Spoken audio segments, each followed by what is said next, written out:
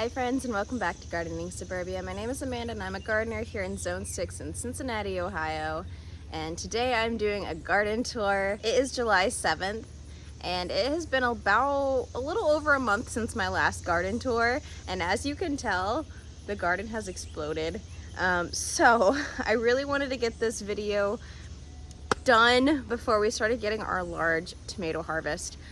So I actually went back into last year's garden tour. I did it around the same time and I was actually starting to get large tomatoes. This year it seems that because of all of the high heat that we've had, the blossoms or blooms on the tomato plants aren't setting quite as much as they were last season. But it doesn't mean that the garden isn't in full thrive. This year I've done a lot of things differently than I did last season in terms of what I'm planting and how I'm planting things. So let's go ahead and get into this garden tour. So starting off strong with this beautiful trellis. This trellis is actually planted with some loofahs, which are starting to bloom. We've got one good size one, and I'm sure there's probably more somewhere, but it's a mess because I also planted some black beans on this trellis. The black beans I will leave to completely dry out, and then I'll harvest these guys once they are dry to use whole beans. So right now, the loofahs, the beans, and then I also have some berries, crazy cherries that I'm weaving through my trellis here to go ahead and kind of support all of the blooms on the berries, crazy cherry. Just because look at this. How insane. This has so many blooms on it. Full of tomatoes. Got little itty bitties on there. So beans, tomatoes, loofahs, you name it. This trellis has got it. And I actually have started to connect my loofah, which he might have died. But I'm trying to connect the two trellises so that we've got a giant tunnel of beans and loofahs, because I think that will just be so cool. Yeah, there we go. So on this trellis, we've got Good Mother Stallard beans. These are also a pole bean, but they also will be left on the trellis to dry, and they are a beautiful bean. And then I have left some sweet peas on here so that I can gather some seeds, because I only had one plant of this make it. These guys look like they're getting ready to be good to harvest the seed off of. But these were high scent sweet peas. You really just use them for the flowers and smelling and enjoying their beauty. But I wanted to get more seeds because I had gotten a few seeds for my sister to plant and I only had one plant. So I'm going to save seeds so I can enjoy these again. Either if I can maybe get another planting in before the fall, or I'll just save them for next season. You can actually see the deer have found my beans. There's a couple places where you can see the deer have gotten my beans. So on this side we have some black beans. Again, another bean that I'll leave to dry on the trellis. This bed is actually more of a cut flower bed. Our snapdragons have come and have gone. It looks like we may get a few more blooms. I went through and I got some of the prettier stalks to bring inside. And then I have a bunch of calendula, which some of these I need to go ahead and harvest so I can dry them out. But I've left a bunch to go ahead and actually dry on the plant so that I can then save seeds. So these are calendula seeds. They are the weirdest seed that I've come across. And they look like little dinosaur bones. So I'm just gonna toss those back in the garden. We have some red spike amaranth, which This is my first successful year of getting these guys to grow, because I started these guys inside, but they are still getting beat up by pests. And I think this planting over in this bed has probably looked the best, because my other cut flower bed looks a little more stunted, and I'll show you guys that when we get over there.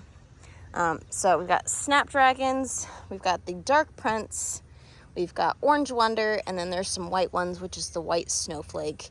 And again, these aren't quite prime anymore. They're definitely past prime.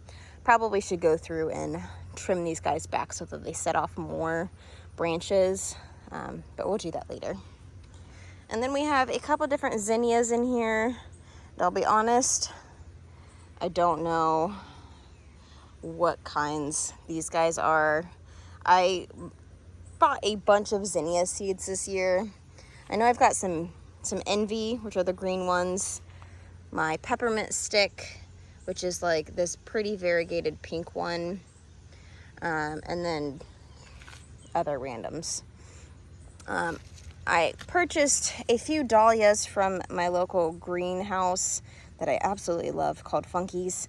This is the Bishop's Children mix, which we'll see what we get, but I just loved how dark and deep this foliage was, just because it's so different from the other dahlias that I have.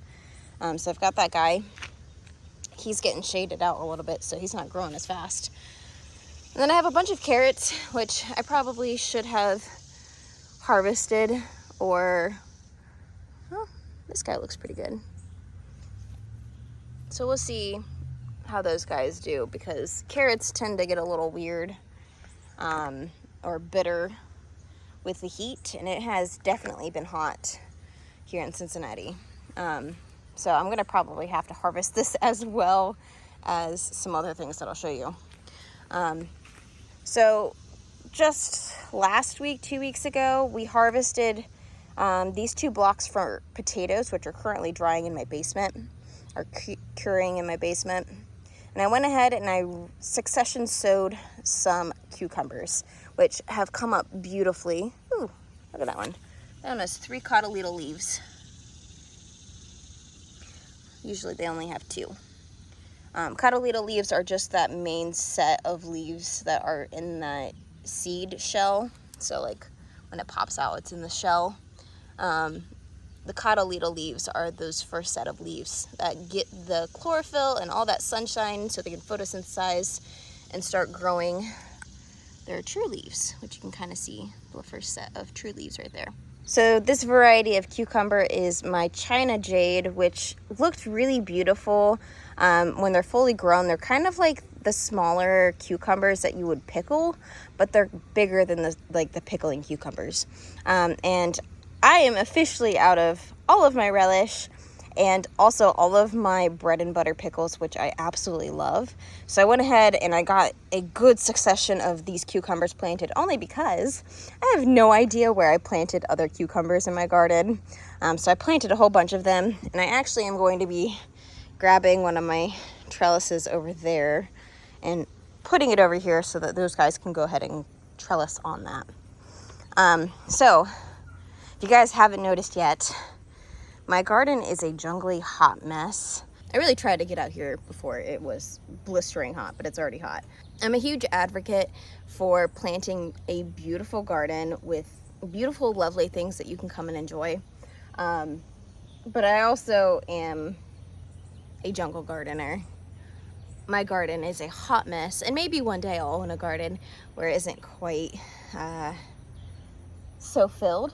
But as you can see, my garden bed is filled with weeds, with a whole bunch of everything. And that's because Mother Nature likes to cover herself. She does not like bare soil. Bare soil creates erosion.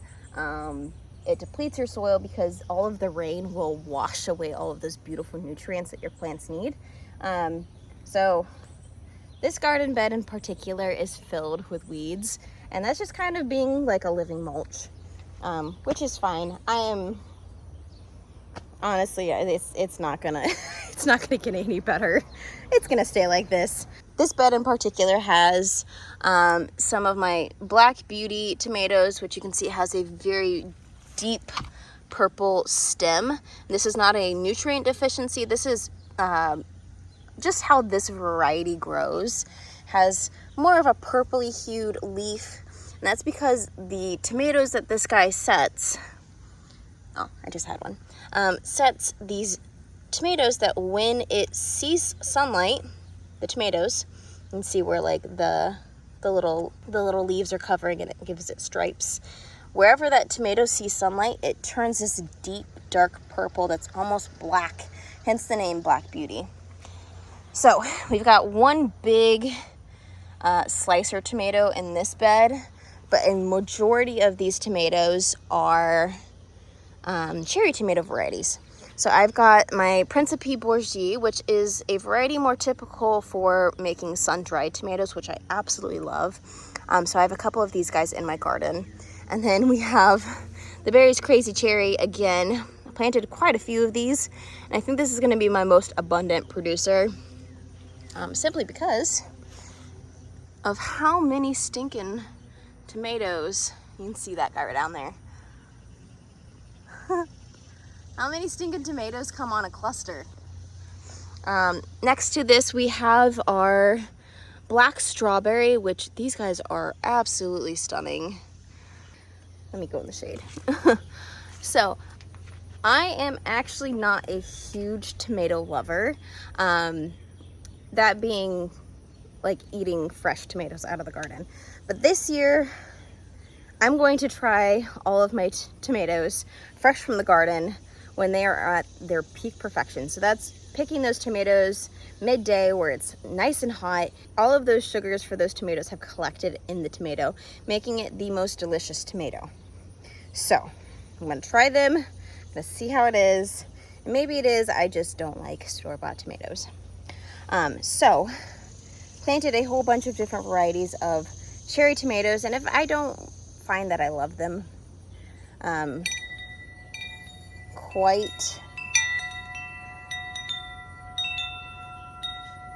if I find that I don't quite like them as much, I can just still go ahead and use those in my tomato sauces, my salsas, and the likes, because I do like processed tomatoes.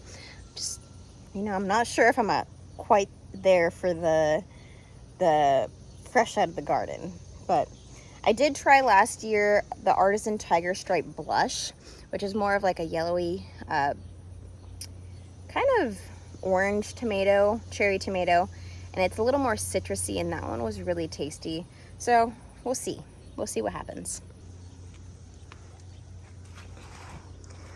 So amongst those, we actually have some pepper plants in the back. I have failed to trellis any of these tomatoes, so they're just going absolutely wild. It's kind of going to be a theme amongst my tomatoes, is how wild they are. That's okay. So we have a few varieties of pepper plants back here that are kind of getting shaded out from my gobo burdock, which is a medicinal herb. And this guy started to flower, and it has beautiful flowers that the bees just absolutely adore. These are kind of burr-like. Gotta be careful because there's some wasps. Do not like the wasps. But you can see the bees. They absolutely adore this plant. And I'm all here for it because I love falling. Look how many, look at all the pollen on her legs. Oh my gosh. Okay. Yeah, so bees everywhere. I've got wasps, I've got bald-faced hornets, I've got honeybees, carpenter bees, bumblebees, all of the pollinators, which I love to see it. But gobo burdock is traditionally used for the root, which I don't know if you guys can see that, but that's some poison ivy. Right next to that, which I love poison ivy. It is all over my garden, but being that I am an organic gardener, I don't know how to get rid of it just yet without completely like devastating certain things. So Burdock is traditionally used for the root. This is a biennial plant. So the first year it was just big, bushy, lovely mess. And this year it set off the flowers, which are super beautiful. And I've really enjoyed because the pollinators have enjoyed them. So this guy is kind of shading out a majority of my pepper plants that I put over here. All right, came around the other side so you guys get a better view of the peppers, if you can tell where they are amongst the mess. So the back corner, right there, that guy is actually my chili de arbol, which I typically use for creating like pepper powders. It's kind of a spicier pepper, but it's really delicious. Next to it, I have a chili de arbol and a Durango Gallo, which I think the Durango Gallo is actually starting to set some pretty large fruits or peppers on them. And then we've got some pimento peppers, which I don't know why this one is so much lighter in color compared to these ones, because these ripen to be a deep red. So I don't know how exactly that one is that color. I don't know if that's a deficiency or just kind of like an oddity in genetics. So go from this side of the peppers to the peppers on this side. So right here, this little itty bitty is one that I picked up from Funky's, the local greenhouse to me. This was one that they had kind of that they had come across while planting. It is a mix of a few different peppers, but they have dubbed it the Twisted Sister. It's just now starting to kind of pop back to life, but you can kind of see how it has that one little pepper on it, and it is quite twisted. So I think it's a very fitting name. The next two peppers, let me just traverse through my jungle. The next two peppers are my jalapeno peppers. So I've got a jalapeno M, which is a hybrid. That big tomato is blushing. Oh my gosh. Okay, so we've got the jalapeno M, which has a bunch of beautiful jalapenos all over it. And then we've got our Jalafuego jalapeno, which is supposed to be a larger variety of jalapeno. It says that it should get about 4 inches long. We'll see. I planted that one last year and it was super abundant. So I'm excited to kind of see the difference between a hybrid and then a heirloom. Next to those guys, we've got some yellow monster, which are supposed to be 8-inch long bell peppers. And these guys are just now starting to set their flowers. And obviously just one little itty bitty bell pepper there. And then I've got 2 emerald giant green bell peppers plants. So I like to plant my pepper plants a little closer together. This is the first year that I've planted them in this brick bed up here, or not brick, but the concrete bed. Typically I plant down here for my pepper plants. But this year I had planted my garlic here, which is no longer here. Harvested that just recently. So now in this bed, instead of my garlic, I planted some varieties that I've been wanting to try, but I didn't have any seeds. So I picked them up from our greenhouse. So this one is a green zebra. And so these guys are really just starting to really get established. I've got the 1884 tomato, which is a variety that does really well in Ohio. At least that's what the sign said. Right now he looks a little sickly, but that's probably because I waited too long to get him planted out. I put a whole bunch of cosmos just because I needed a little something pretty in this area, especially with it being so bare. And then these are, they're a type of squash and I can't say the name. So I'm going to pop it on the screen. I'm pretty sure it's German, but I've got this guy, and then I planted another one right there. He's kind of getting shaded out by my once was lovely bee balm or wild bergamot. The bees thoroughly enjoyed this. It also is covered in powdery mildew it just rained so much this season that I don't think it did so well. But I'm letting it live its final days here, and eventually we'll get it out. This back tomato is my Beaver Lodge slicer. I have no idea what this one is. I picked it. We're gonna see how it does. And then last but not least, we've got the Crimson Cushion beefsteak, which set its first little tomato. This tomato here is one that just kind of got lucky. I don't know where it came from. I think it just got put in the mix. Looks like there's 2 of them, but this one is doing a little better than that one. And then I went ahead and I did a patch of sunflowers, which I needed in my life. So the front section are my Vincent van Gogh Fantasy Mix, which are from Sunflower Steve. They're phenomenal. They're so beautiful. These are all seeds that I saved from last season. So I have no idea what we're gonna get. And then the back section, I put some giant sunflowers. So those should get to be about 12 feet tall. Max, maybe a little bigger. We'll see what happens. I do like to plant my squash on the sides of beds so that they can sprawl out instead of taking up space in the bed. So these guys are some butternut squash. I've got 2 on there currently. The first one looks like he's doing a little worse off than this guy. This guy came on last and looks like he might have gotten a bite taken from him, or squirrel tried to take a bite and decided it wasn't good. I'm pretty sure both of these are butternut squash. Not seeing any fruit on that one. Yeah, so more squash. And then we've got our Sugar Rush peach, which I only planted 1 single pepper of because it is just, look at it.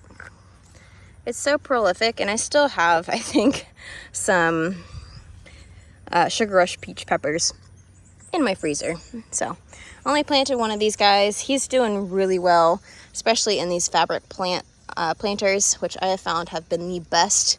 If you're going to be doing like a container garden of peppers, I feel like the fabric planters just do so well for peppers because it lets the container dry out, which peppers like a drier soil. And you can see that. Then I've got some sage. It's the 2nd year for that guy, so he's doing really well. And then this is actually a super hot pepper. I think it's my ditil. Yeah. So this is my only super spicy pepper. He's not very happy. That's okay. And then there are some Tulsi holy basils, which I actually harvested a whole bunch of basil yesterday. So the next bed is kind of like my volunteer bed, and that is this giant wooden bed. So I really didn't plan much on this because a lot of this was volunteers. I did plant a few eggplants in here. We've got an early long eggplant, and then just the burpee variety. I can't remember what it's called. But we've got 2 varieties of eggplants, which this will be my first year, I think, of actually getting eggplants, which will be nice. So I can go ahead and try out some different recipes for those guys. It looks like they do have some damage from flea beetles. Yeah, that's okay. So I've got a few eggplants around the garden, but these 2 look like they're doing really well. I did plant some more Brad's Atomic Grape and the black strawberry tomatoes in here. I don't know if they got smothered out because I do have a volunteer pumpkin plant, which has seen way better days. Right now it's really sad because it needs water. It will perk up if I give it water, which I probably should. I did water last night, but yeah, so these guys have been trampled. For a while there, we had some bunnies living in my garden bed right here. My dog found them. He went wild. He didn't get the bunnies, but then the local neighborhood cat found the bunnies. I don't know if the bunnies succumbed to the neighborhood cat, or if other critters got them, or if they just completely moved houses. I don't know how wild bunnies go, but they definitely had a little home here in the garden, and so the main stalk has some damage from a vine borer, which I never did anything about, and so now I think the plant may succumb, which honestly, every time a pumpkin even appeared on this plant, the squirrels found it and half ate it, which seems to be a theme when it comes to pumpkin plants in my garden. The squirrels always tend to find the pumpkins, so it may be a lose-lose in planting pumpkins in my garden, at least in this space. This year I got really lucky because I had 2 volunteer tomatillo plants, which I actually didn't plant any tomatillos or start any tomatillos. But these guys need 2 plants so that they can cross-pollinate each other, so that you can actually get a harvest. And I've already harvested a small bunch, but it looks like we're getting close to having even more because these guys are filling the husks.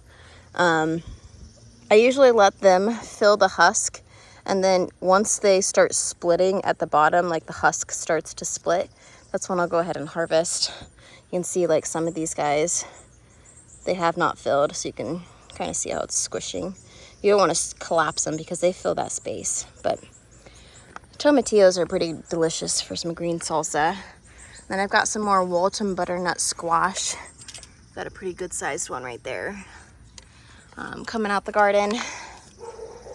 And then I'm pretty sure that's all that's in that bed right now, besides like some Shasta daisies, some lone carrots, and my Calendula rosana, which is the medicinal variety.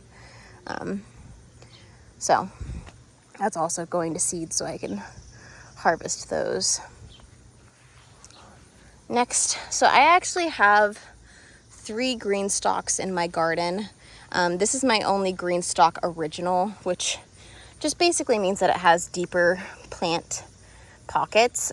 So these are more designed for things like growing potatoes, garlic, tomatoes, peppers, things that need more root space, versus the leaf planter, which is a shallower planter depth, which is more for things of leafy varieties like lettuces and basils and herbs and the likes. So this guy is filled with a large variety of different things. This guy is like, oh, it's so dry. Oh, it's wet down there. That guy needs help. But we've got a couple of different varieties of determinate, which are just, they have a set growth. They only grow to a set size, and then they stop. They only set a certain amount of fruit, and then they're done. So we've got this guy. So yeah, this guy looks sad. I wonder if this isn't... Hey friends, so I wanted to pop in here real fast and kind of explain what's going on with this Greenstalk. So for giving my Greenstalk more nutrients, I've been doing a compost tea where I'm basically just taking worm castings, dropping it in a bucket, and letting it soak in for about a day in the sun. And then after it's soaked, I'll go ahead and pour that bucket with the compost, or not the compost, but the worm castings into the water reservoir in the top. And I think all that sediment clogged up at some point towards the bottom 2 layers. So the bottom 2 layers aren't getting water like they should. The Greenstalk is actually really nice because you can fill that top reservoir, and then it evenly distributes all of the water through all of the layers. So you're not individually watering every single pocket.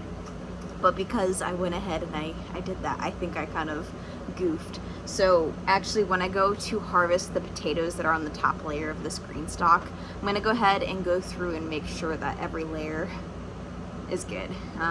Otherwise, I'll just have to wait until the end of the season when I refresh the soil, when it isn't full of plants. We might have to come out and water this bottom layer. But we've got some eggplants, A couple of those guys, some jalapenos.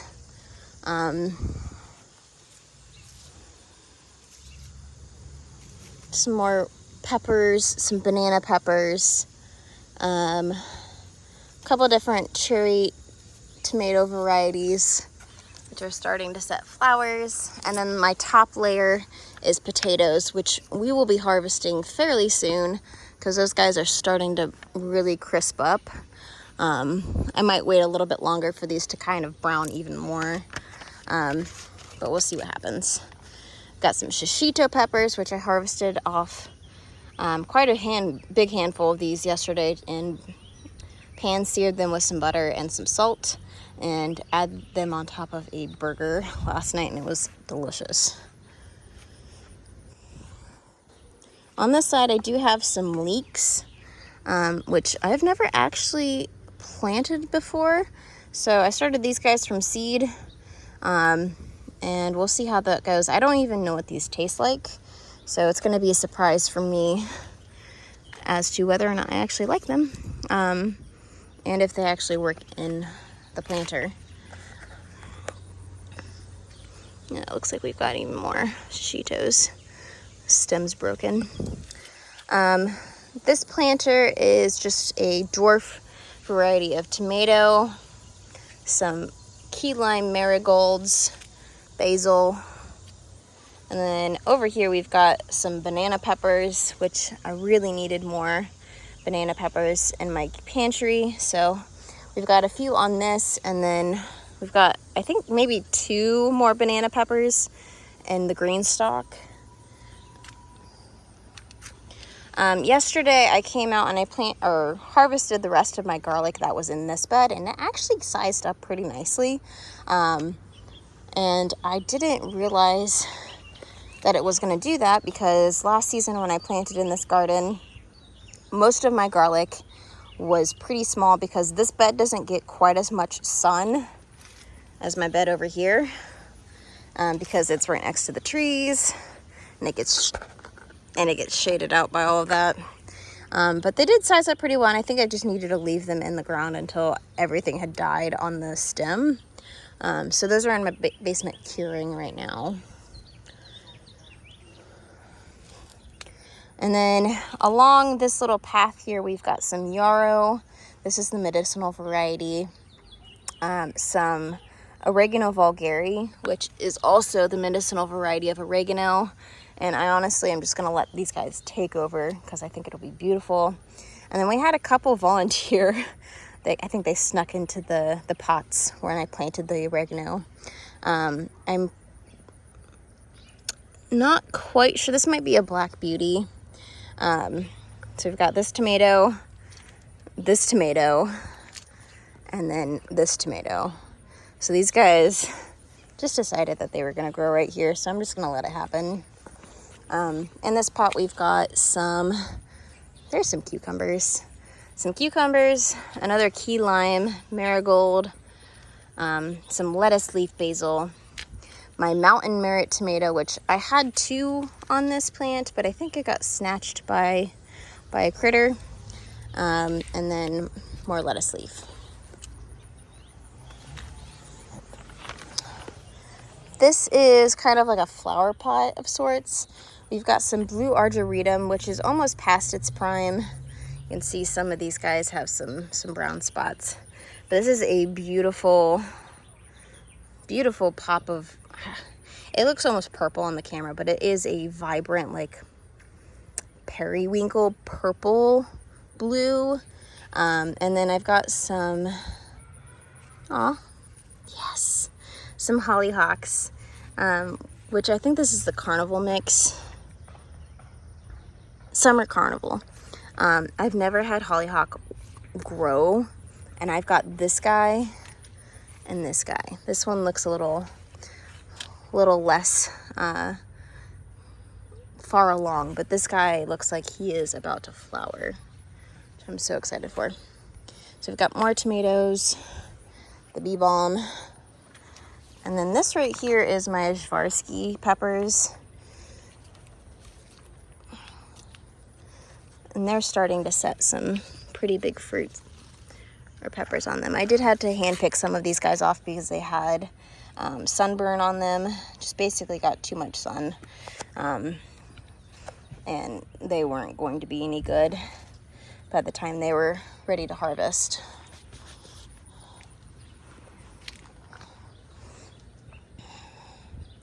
So along this path, we've got some Serrano Tempekino.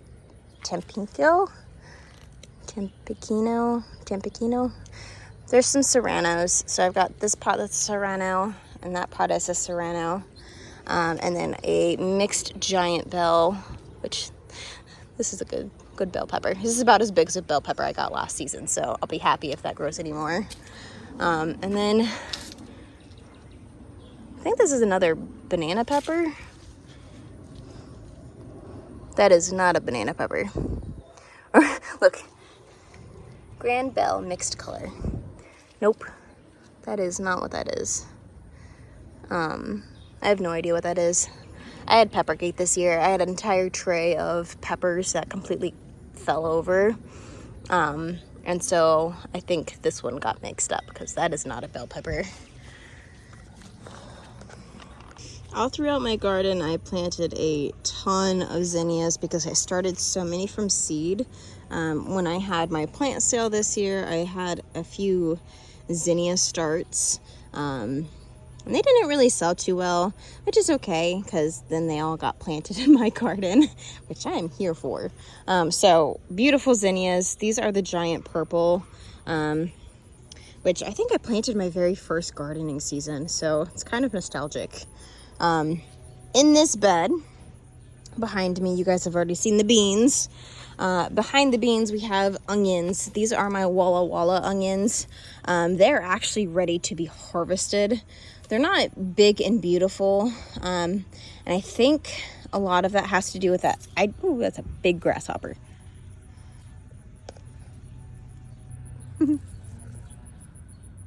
Okay. Anyway, I think that has a lot to do with the fact that I did not give them haircuts. Apparently, the amount of leaves that they have is equivalent to how many layers the onion grows. So this is my largest onion that I think I've ever grown, which is fine. I am excited to have, this is going to be a good set of onions. Again, I really need to come out here and harvest these guys, but I wanted to show you guys them real fast before I harvested.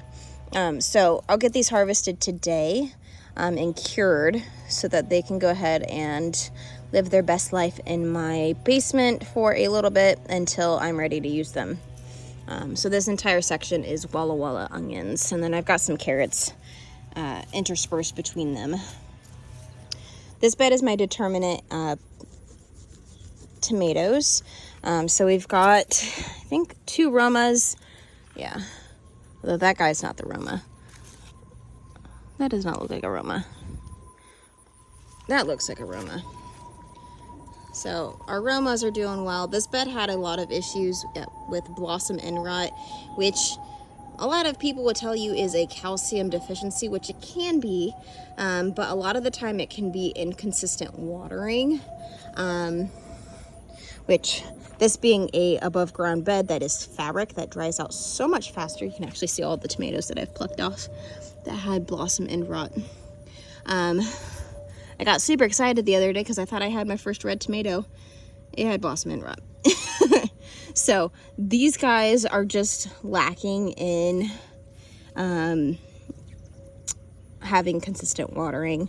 And my drip irrigation this season has been awful. And I think it's just because of the way that I have it set up that it isn't working quite as well as I would like. So I've been hand watering all of my beds, which kind of detrimental to the tomatoes in part because it can cause disease more, because these guys, if the soil gets wet and it splashes onto the leaves, it can give them different types of fungal disease. So dealing with a lot of that in my in-ground bed, which I will show you here in a second. But we've got Romas. Some of them are doing really, really well. and then some other determinate tomatoes, which I can't remember. We've also got the tomato Marglobe, which is another variety I picked up from a local greenhouse. It's starting to set some fruit, which is exciting. And then this guy is actually one that I've been dying to try. Let me see if I can find its name because I remember. Oh, the German Johnson. So super excited to try this. This one, of course, is an heirloom tomato, which they tend to set off crazy tomatoes. This is a cat-faced tomato, just meaning that it is a bloom that had multiple blooms, and now it's creating this crazy looking tomato that should have been like 2 or 3 tomatoes separately, but they're fused. So we'll see how this guy ripens, because sometimes certain portions of the tomato will ripen faster than others, and then you get some weirdness. I did plant some zinnias in between these tomatoes, which you can kind of, ooh, look at that one. That one's pretty. It's got a purple center. We got some zinnias interplanted between there. Some playtime calendula that reseeded itself from last year, and then my Colorado blend yarrow, which currently is now only white, but at one point it had a beautiful array of purples, pinks, and lavenders, and it just smells phenomenal. It's one of my favorite yarrows in the garden. This is its 2nd season, and it is just massive. Next to this bed, I have a pot filled with zinnias. This is my peppermint stick, which has very, very minimal pink striping. But some of them have abundance of pink. We have some yellow ones, which I think is part of my cactus blend. These guys are super pretty. And then the giant purple. And of course, oh, I think those are all. I'm gonna say there was green envy because this one looked kind of green, but I think this one's another peppermint stick. And then I have my kiddie pool experiment. So this guy was filled with a abundance of Johnny Jump Up violas, which had reseeded, and I just kind of let them. And now it is filled with horsehair weeds, strawberries, which couldn't tell you if I've had any strawberries in here because I haven't even looked. Some dill. There's some green beans in here, which these are actually red kidney beans, so these guys will just dry on the vine, so I haven't messed with them. Some different types of marigolds, no idea what variety. And I believe that is all to be said about the kiddie pool experiment and all of the lovely weeds that it comes along. I don't really care. It's growing something. It's hands off. I'm just gonna leave it. Then we have our blueberry plant. This is our North Blue, I believe, blueberry plant. I got this for a steal last year. I think it was like $14, which I immediately snagged that. I got a handful of blueberries this year, but I think with the heat, these guys just have not produced quite as well. It just got so hot so fast. So, and it's already super stinking hot, so I'm sweating.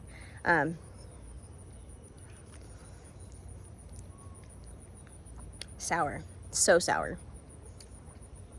That's okay. Last year they were so delicious. Earlier in the season they were so delicious. So in my tiny little silicone pots that I had gotten from Target for like $5 like 3 years ago, I have some San Marzano tomatoes. I can't remember which one's which. This might be another San Marzano.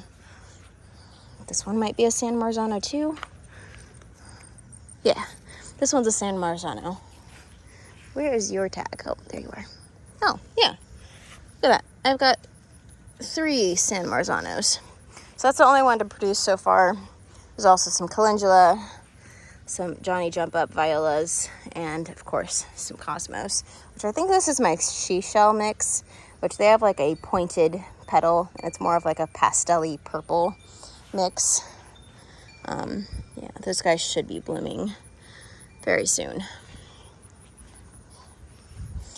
In this bed, we have a bunch of zinnias, some of my dark prince or black prince snapdragons, some Shasta daisies that are no longer in bloom, as well as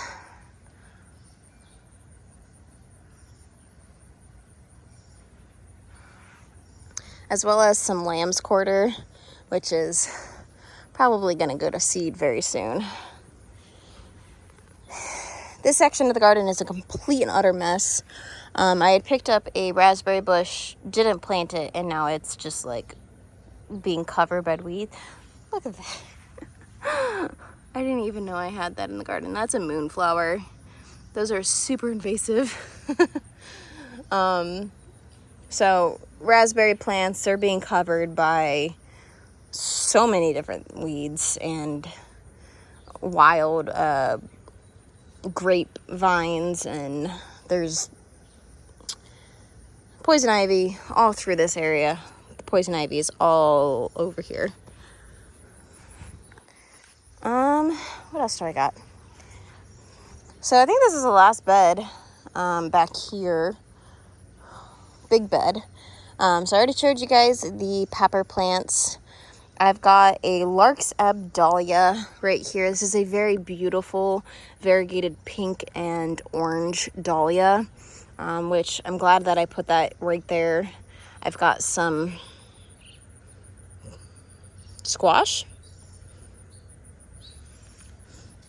I think this is squash. I have no idea what I planted there. And then I've got some Principe Bourgie, which is that very beautiful small red tomato that's good for sun drying, for sun-dried tomatoes. I've got my Dr. White. This is where the disease starts. I have pruned a bunch of really poorly diseased tomato leaves off of these plants, and I don't know what happened. I don't know if it's just because of all of the rain, but we've got a lot of yellowing on these back sets of tomatoes. This is my Dr. Whitecheese, which is one of my favorite orange tomatoes. They get huge. They're like, no, it's a Dr. Whitecheese yellow. They look more orange to me, but they're the yellow ones. And a lot of my tomato plants have not been setting, or at least my heirlooms have not been setting very many large tomatoes. I feel like my cherry tomatoes are doing phenomenal, but my big slicer tomatoes haven't really set too much in the names of fruit. Then we've got our mushroom basket, the Costaludo Genovese, which, look at that. All of these are crazy fluted. Yeah, that one's gonna be wild. So starting to see some fruit set, which is awesome. We've got the Berry's Crazy Cherry. This is probably my biggest cluster. Just I mean, there's, look, all of the clusters of tomatoes. We've got more black strawberries, which these guys are looking so good.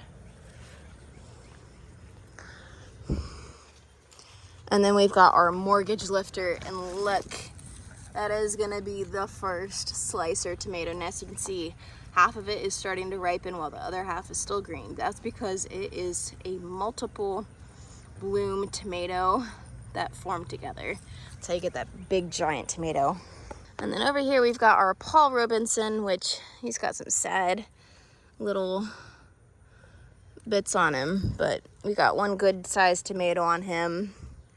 We've got our vintage wine, which is starting to set some blossoms. And I need to get these guys more trellised I need to get my tomatoes under control. So this Greenstalk is the leaf version, that shallower planting depth.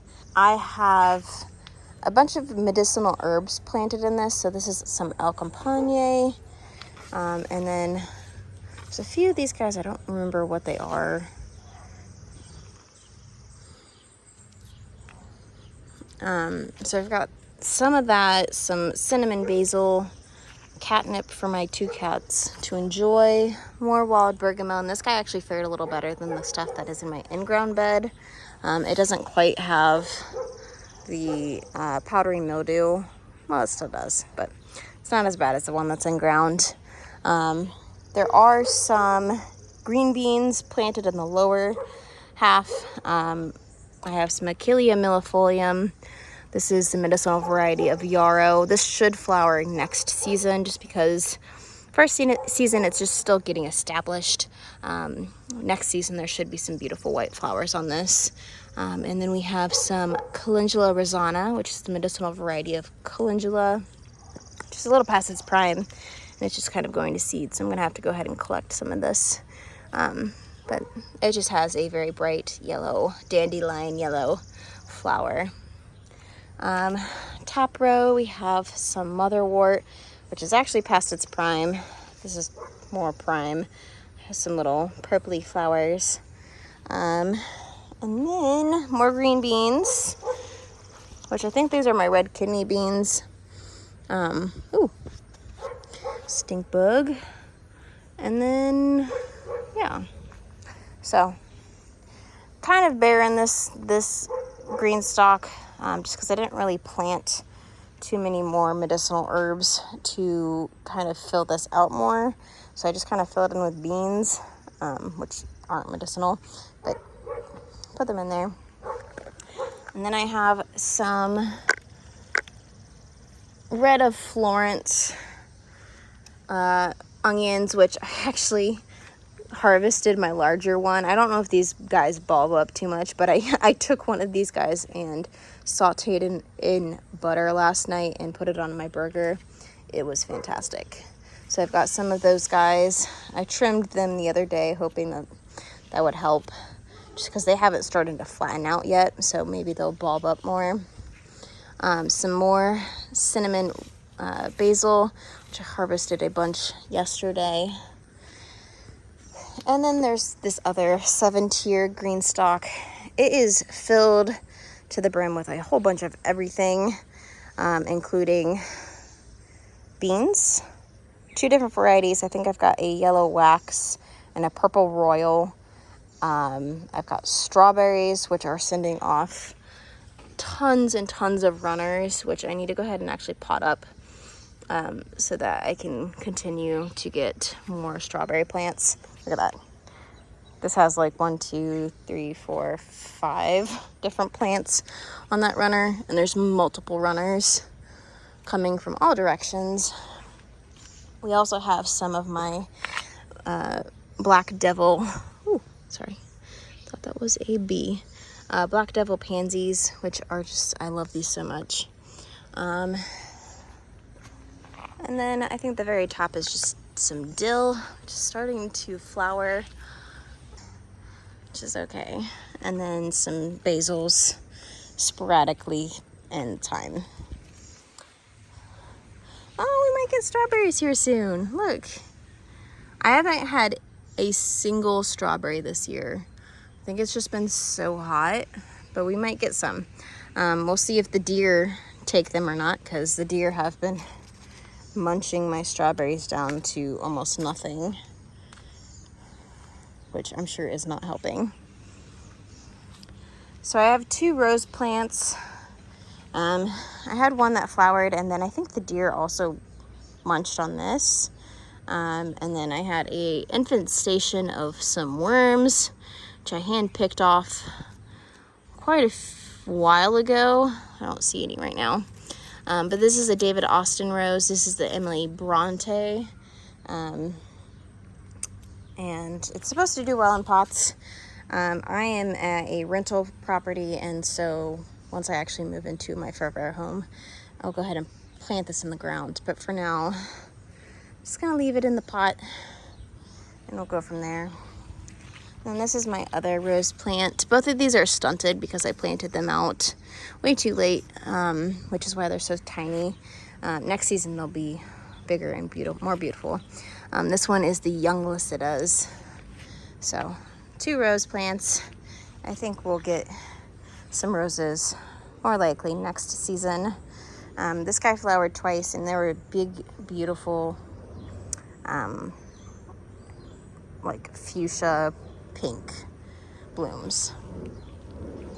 This last fabric raised bed has a lark's ebb dahlia, which might be my first dahlia to bloom in the garden this year.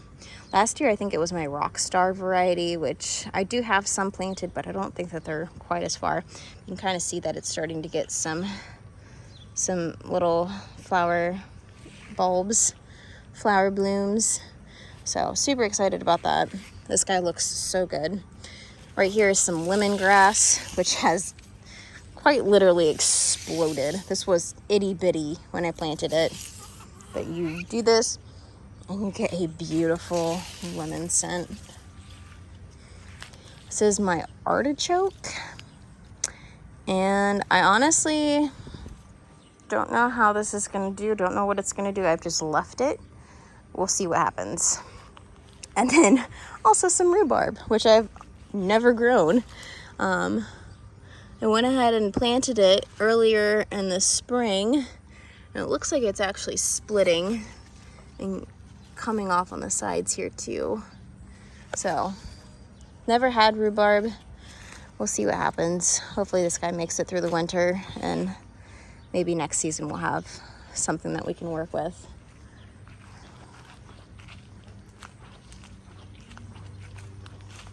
So potatoes, second succession of potatoes should be coming around soon, along with the top tier of that Greenstalk. These guys are definitely more green, so these guys will probably be a few weeks after the top tier of the Greenstalk gets harvested. Maybe this guy will be a little sooner. And then we've got some basils, ashwagandha, some cilantro that's going to seed, which will make coriander. And then if we move over here, this is the other cut flower bed that I have. So we've got a bunch of dahlias. We've got cafe au lait, lark's ebb, rockstar, and then I think it's penna. This was a variety that I got from my sister last year. She started it from seed. I kept the tubers after the season was over. Overwintered them. They survived. So now we've got 2 of those guys. And then a bunch of red spike amaranth, which these guys don't look very well. This bed kind of stunted. I added a bunch of, well, not a bunch. I added some worm castings into this bed to help kind of bring it back to life, and that really helped. And then we got a bunch of really good rainfalls that also has helped, because for a while there I thought that this bed wasn't going to do anything, and now it's kind of coming back to life. We've got some cucumbers, or actually this is my cantaloupe. So we got a cantaloupe growing. So this is some silish that I picked up from the greenhouse. It really, again, this bed was quite stunted, and so this hasn't grown very much since being in here. But this is the Smart Look Romantica celosia. We have some stunted cucumbers that might come back. I was really hoping to get a bunch of cucumbers this year, which is why I planted more over there, because these ones were not doing so hot. And then a ton of zinnias, and these guys are doing so well. So these are the cactus blend, and they're just so pretty. I was holding off from harvesting these guys because they aren't ready. You can tell when a zinnia is ready to harvest. You wiggle it, and if the head bends like that, it's not ready. If it doesn't bend, it's ready. So these guys are ready to be harvested, but I wanted to show you guys them because they're just so pretty in the garden. And I've got quite a few of them. I've got some violet asters, which I've harvested quite a few of already. They're super pretty. And then some La France carnations, which looks like we're about to get our first bloom of here very soon.